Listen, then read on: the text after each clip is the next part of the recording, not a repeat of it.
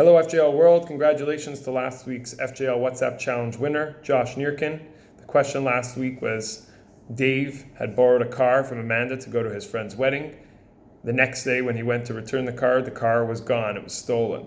He went to tell Amanda, I'm so sorry, the car is gone.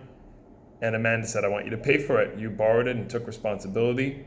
You have to pay for it. So Dave said, but you probably have insurance. Your insurance should cover the cost of the stolen car. She said, no problem. Amanda says, sorry, this time around I didn't have insurance and you're going to have to pay. And Dave says, well, if I would have known that, I never would have borrowed the car. That wouldn't have been a responsible thing for me to do. What's the case? What's the result? Well, one could argue, for example, that when most of the world people buy cars, they take out an insurance policy, a car insurance policy, and Dave would have a reasonable argument to say that that's what I would have expected, borrowing a car from you, that your car would have been insured and that I wouldn't have had to worry something were to happen, that it would be covered by insurance. A reasonable argument, and perhaps a precedent case for this, written in the Code of Jewish Law in the fourth section known as Choshen Mishpat, which deals with financial responsibility and damages. And over there's a case about a guy named Shimon who agrees to take a package for Reuven overseas. And when he gets to customs, the customs agents take away the package.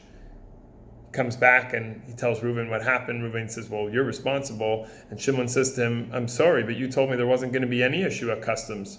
So why should I have to be responsible? And in that case, in fact, Shimon is not responsible to pay Reuven for the lost items that were taken by the customs. And one could argue based on this that Dave too could get out of his responsibility to pay by telling Amanda, sorry, I was under the impression that everything was going to be fine, and in fact you didn't have insurance, not my problem. But one could really argue that the cases are very different. And the case of the insurance is probably more like the following case, where if I were to give to somebody raw meat, for example, which you're not allowed to bring into Israel, and they get to customs and customs says, sorry, you can't bring this in, we're taking it away. You would have known that, you would not be responsible. But let's say I left the raw meat on the trolley and it didn't make it onto the plane. And then I get to the country and I realize, oh, I forgot to bring that. Can I turn around and then say, well, I wouldn't have been able to bring it into the country anyway, so I should be exempt? There are opinions that say, indeed, in that case you would even be exempt.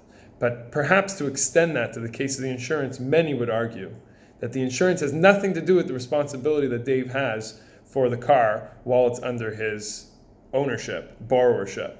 And indeed, in this case, one could raise a very strong argument that Dave would indeed have to pay Amanda for the loss of her car. Stay tuned for the next question.